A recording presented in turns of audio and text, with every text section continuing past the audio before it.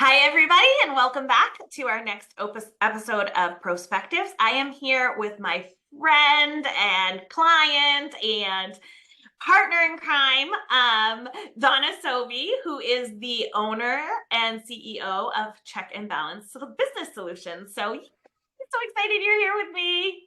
Me too. Thank you for having me. Yeah, let's dive right in. Tell All everybody right. who you are and what you do. All right. So again, my name is Donna Sovie. I own Check and Balance Business Solutions. We're an accounting services firm that does bookkeeping all the way through fractional CFO work and everything in between. Our passion is to help small business owners and businesses themselves be able to take that piece off of their plate so they can focus on their passions and spend more time working on growing their own business. Yes, which I love that she takes that off my plate. I love that you take that off my plate. Definitely not my strong suit, as you know. And I think it has a huge impact on the success of a business, right? Like you can Oh, be great at absolutely. whatever you're doing, Mhm. but if you're spending willy-nilly or you're spending more than you're Mhm. making, kind of Right. defeats the purpose. Exactly. Exactly. Absolutely. Yeah. You couldn't be more right. Yeah, and it's a trainable skill. So like it's not it was something you were doing before you became your own Mhm. owner. Yeah, absolutely. Yeah. So I was in the corporate world for 20, almost 21 years doing And accounting. then what happened? And then I got sick of it. I got really sick of corporate. So I, had this illustrious dream to become an executive in a big company and worked hard to get there and was there for, I don't know, 5, 6 years at that very high level and just absolutely hated it. My life was crazy, stressful, all the things. They tell you work-life balance, they tell you this, they tell you that. It's all nonsense and it's all lies. And I just was fed up at that point. So I said, you know what? I am just going to go out on my own and start my own thing, something I've dreamed about for forever. And I just need to believe in myself and do it. And so I did. I jumped ship and started my own thing. Yeah, and I love because I know a little bit of your story. Like I love you really burnt the ships. Mm-hmm. Like I like did. it wasn't like I'm gonna work and try and do this. You were like, boom.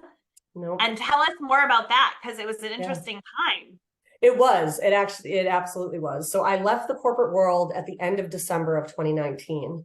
And I took 6 weeks before I really committed to anything because I just needed to figure out where I went. Because I truly didn't know who I was anymore at that time. I was so frustrated with the corporate world and so frustrated with my career at that time. And I think a lot of it had to do with influence of just the negativity that was my surrounding at the time. Was I just needed to figure out, okay, hit the reset button. Let's decide, what is this going to look like? How is it going to run? What's going to happen? So finally, at the beginning of February, I started my business.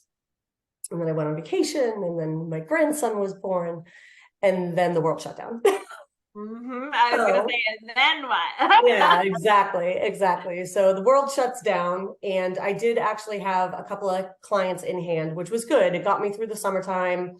Kind of had a really awesome summer in that process, redeveloped the plan yet again to what I wanted it to be.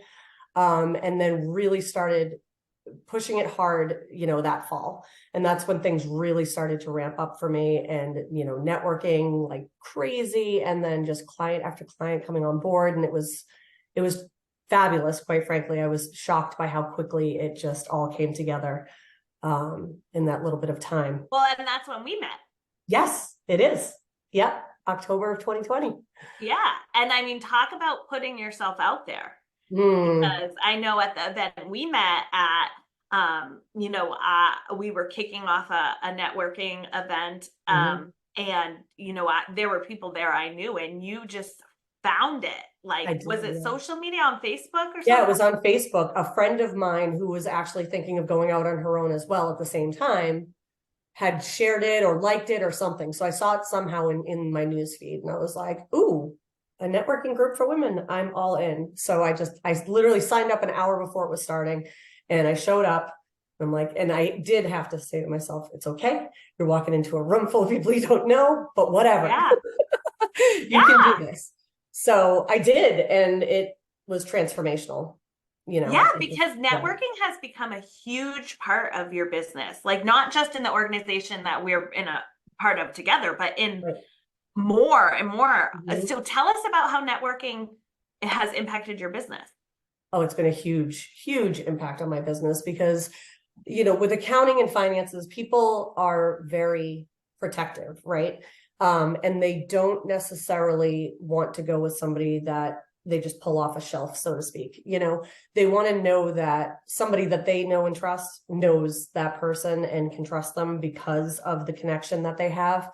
So building those relationships and harvesting those relationships is huge and very important. And in the beginning, I was networking like 40 hours a week. So that was like crazy. I was meeting people all over New England and the country, actually, because we are a virtual company. So I was meeting with people pretty much from everywhere. And one of my first podcasts was somebody in Washington State. So I truly was networking all over the country to get it going. And yeah, it's just been huge. I mean, the majority of our clients are referrals from people that I've met through networking. So it's such a huge, important piece to what we do. Well, and I really want to go back to what you said is like when you were building your business, you were networking 40 hours a week. And I think in our business, a lot of times we hear from new agents, and I think this is probably true for many career fields, like, well, I don't know what to do because I'm not doing accounting. Yeah. Right. I'm running this business, but I don't have someone to do accounting for. Or I'm now a real estate agent, but I don't have a buyer or seller I'm working with. And that to me is so important for entrepreneurs, business owners, salespeople to know if you don't have a client, your job is to get a client. Right. You know what I mean? Like, I do. So yes. if that should be 40 hours a week, then the accounting can happen after, because I think that's so important, that hustle, that putting yourself out there in an uncomfortable situation because you get better at it. Oh, yeah. I was amazed by how good I got, how quickly I got there, I guess is what I should say, because I was terrified, absolutely terrified. Not that I'm like a total introvert, but I am socially awkward. At least people tell me I'm crazy for saying that. And I think like I've come out of my shell more and more over the past few years of doing this, but definitely in the very beginning, I was like deer in the headlights, like, oh God, oh God, oh God. But then like the first elevator pitch I gave, I was getting all this feedback of how great it was. And I was like, really? I'm like, oh, wow. And then I realized like over time, like, yeah, you're somewhat natural at this and you can be comfortable, get out of your own head and just do your thing. So that was like the biggest realization, I think, in that beginning phase. Oh, well, and that's all about confidence, right? Right. Exactly. It's like you already knew you had the information and the knowledge. You were concerned about how am I presenting this? And then once you're like, all right, wait, I can just settle into the fact that I have good information and that that's going to come out. Exactly. Yeah. I think that's huge for everyone, right? We don't know how to do it perfectly the first time. No, we're figuring it out. Right. And everybody started at one point. So everybody in the room understands that if you're brand new to it, you're feeling just like they felt, or, so yeah, I think being in our own heads is the biggest thing that holds us back in that regard. So yeah, let it go. let it go. Exactly. So what would you, if you could turn around and give another business owner like 3 top tips of the top networking ways to network, what would you say? Yeah. So, I mean, in the beginning, try almost anything and everything, because until you try a little bit of everything, you're not going to know what works best for you.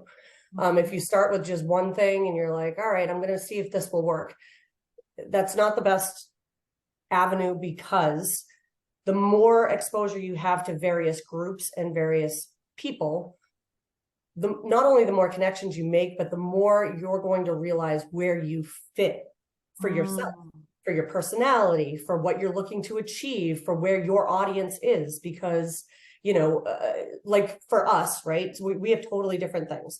I do stuff business to business, you're right to consumer, so to speak, right? Yeah. So my best networking groups might not be your best networking groups, but on the other hand, there might be others that are great for both of us.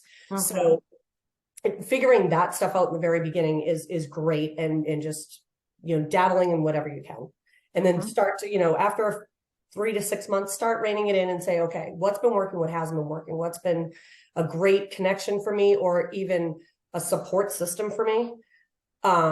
Because it doesn't always necessarily mean business. It means, who can I go to for support, accountability, to just bounce ideas off of, and things like that too. So finding those people and finding the right groups is huge. And then evaluating where your best time is spent is also a big factor after you've done some dabbling and not record keeping. That's not the right term that I'm trying to keep, but tracking. Yeah, exactly. Tracking of what's been going on. Yeah. Yeah, and I think that's great advice, not just for networking, but for like lead generation or like pretty much everything. I mean, you kind of have to spread a wide net to find where you fit. And I always think about that of find my tribe, right? Yeah. Like even in the organization that we are both a part of, we've had members that have moved from chapter to a different chapter because that's their people, or that fit was better. And you have to be self-aware enough to be like, am I trying too hard, or is this kind of happening? Yeah, exactly. Kind of authentically. Yeah. So aside from, trying different things, I mean, you also want to try to figure out who's going to be your best. And so in the beginning, you think of your industry and you think of what other people in that industry umbrella would possibly be a good fit for you to be a referral partner.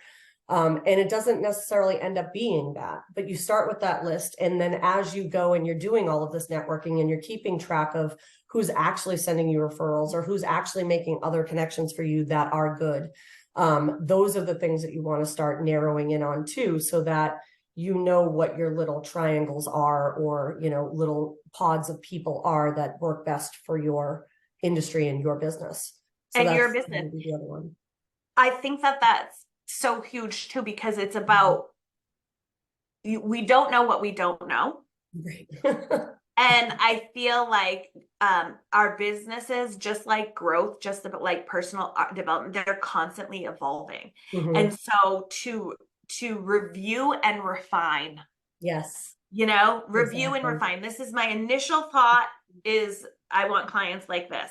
Then you get the information, you start tracking information, reflecting, reviewing, and you refine that. Okay, I thought it was going to be this kind of client, but actually this is what's coming more naturally. So then you can make a determination with that information of, okay, I'm going to go with this because it's working, or what do I have to shift to get to my initial goal? Because that's still where I want to go. Exactly. And then once you figure that piece out, harvesting those relationships and making sure that you're maintaining those relationships is huge. Because you can meet somebody once, they send you one referral, but if you don't reach out to them again, you're never going to hear from them again. And same on their end, they're going to be like, why have I not heard from them? So you need to make sure that you're harvesting that relationship. So how do you do that? How do you make sure you're staying in touch and making your referral partners?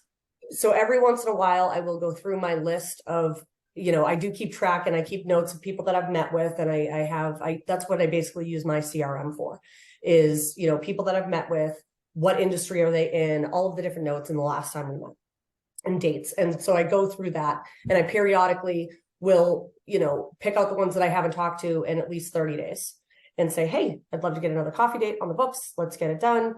Whether it's virtual or in person, and it's just following up with them, setting another date so that too many months don't go by before you've talked to them again, even if it's a 15 to 20 minute, conversation. As long as you're touching base and you're thinking about them and letting them know that you're thinking about them and keeping that connection there. The other thing is, as you're talking to people and they have a need, keeping people in mind, having that list of go-to people in every category, so that when you do meet people or you're talking, even with clients, I do it all the time with clients, especially, is, they're looking for an IT person, or they're looking for a new insurance broker because they hate theirs. They're looking for a new payroll company or whatever it is. And so I have people in all those categories that I can then say, these are the ones that I trust. These are the ones I know. These are the ones I love.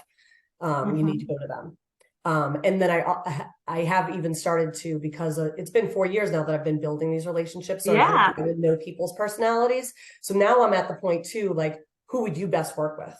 Knowing their personality, knowing this person's personality, who's going to jive and who's not. And so that way I make the connection that's going to work the best, because I mean, that's huge too, Well, and I just love what you're saying there too. There's two things that jumped out at me. The first is to reap the benefits of networking, you also have to give, right? Like you want other people to make connections for you, and then you make connections for other people.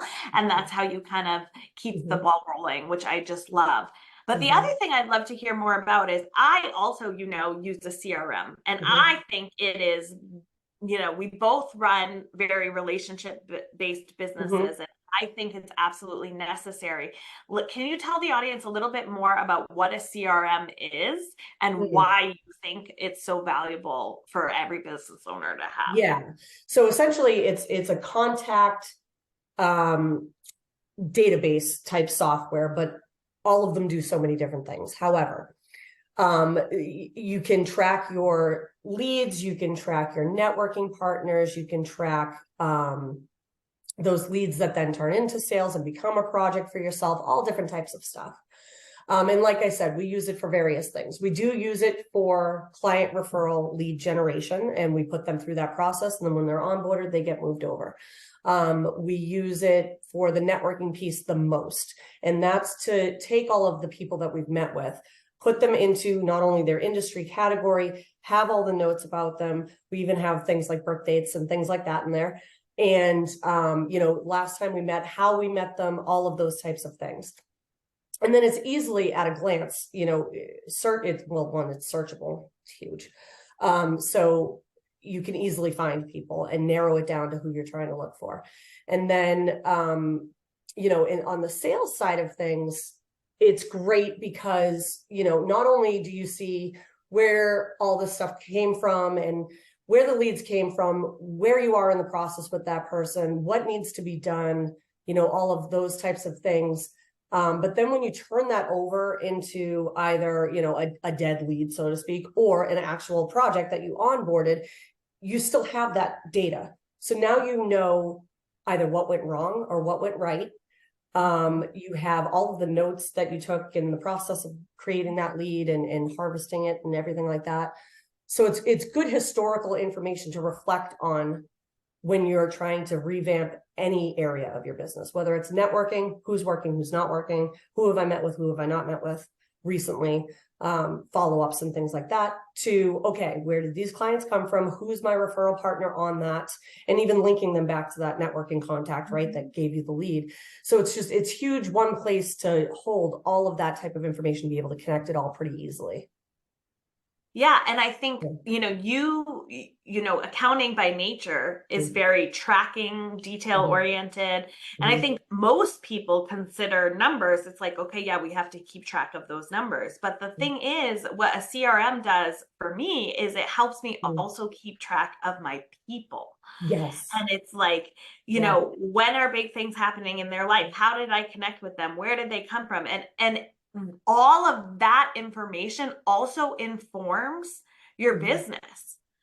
Should I keep working with this networking group because it takes X amount of time and I enjoy it X amount, but I've only gotten one referral, or this one, and you can compare and look, I've gotten 6 referrals from here, and those relationships feel a lot deeper or whatever. Right. I mean, what you track expands, like what you focus on expands.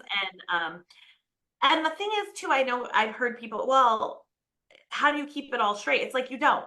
Like, as your business grows and scales, I don't have off the top of my head, these 10 clients have birthdays in December, but I know where to go to get the because I have to be thinking about who's paying what today. You know what I mean? Or who's closing and where do I have to be? Yeah. So A CRM just keeps you on track. And I love the way the transparency for the team too. Because you can say to a team member, you know, I need you to check this, and they can see the history of that client or that history of that relationship. And so everybody's on the same page. Exactly. Right. And then, and if a project turns over to somebody on your team, they already have all the information that they need.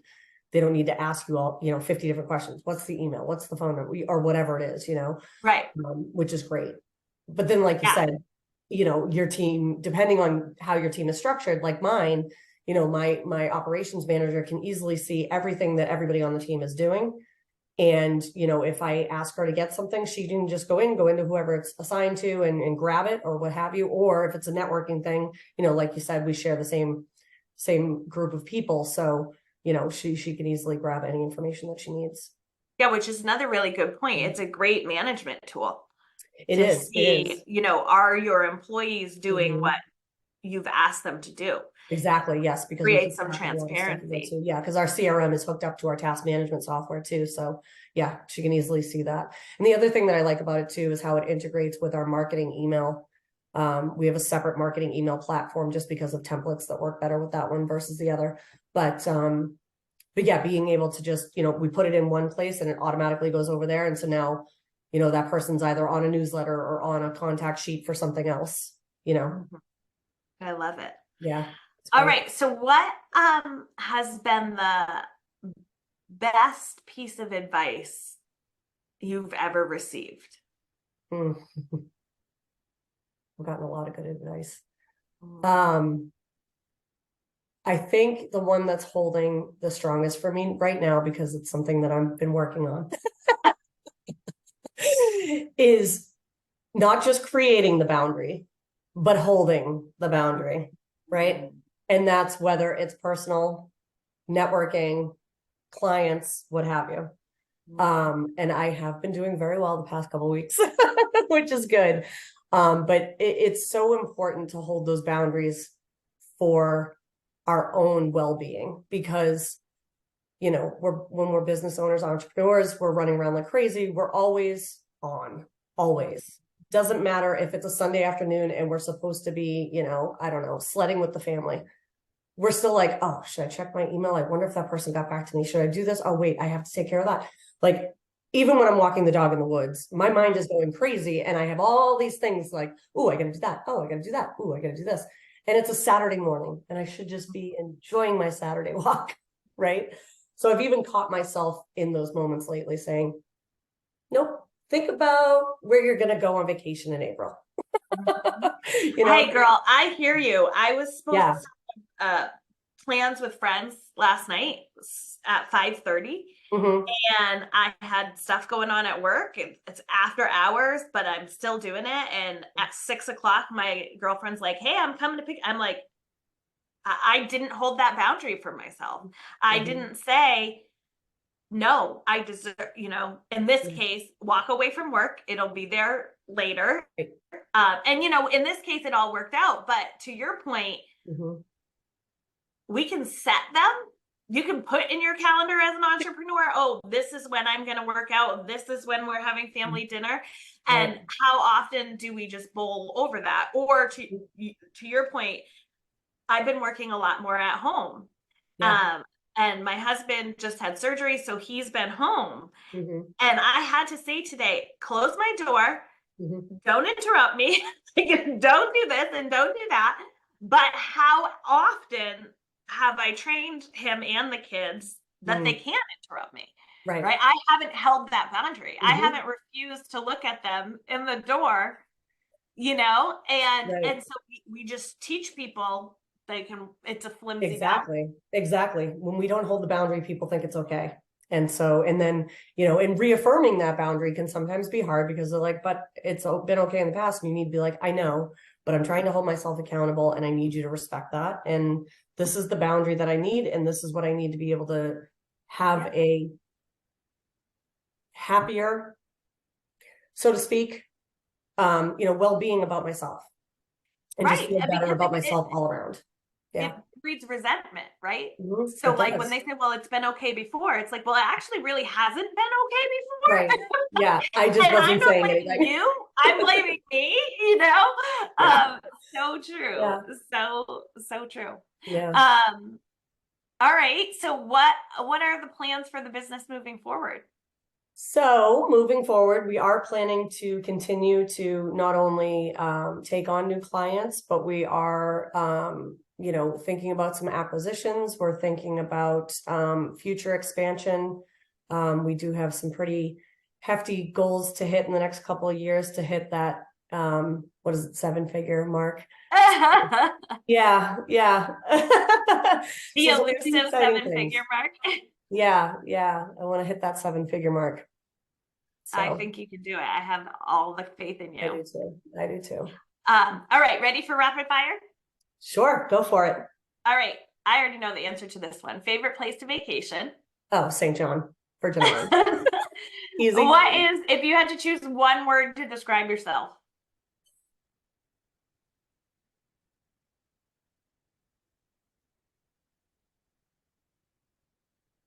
Determined. I like it. I was totally vibing there. I was like, this is what it is. And the other one I was thinking too is just resilience. Mm, Just, yeah, that's a good one they go too. hand in hand. They do. We already talked about best piece of advice. How can people get in touch with you? Easily. You can go to our website at checkandbalancesolutions.com. We're also on Instagram, LinkedIn, Facebook. We have our business sites on there, and then we also have my personal pages, Donna Sovie, on all of those as well. So you can follow us all over the place. And if you Google Check and Balance Business Solutions, we will be at the top. We will be at the top. I love it. I am so obviously I love spending time with you and I love talking to you. But thank you so much for coming on. Absolutely. Thank you. Thank you. And I can't wait to see the rest of you here again next week for my next interview. And thanks, everyone. Bye.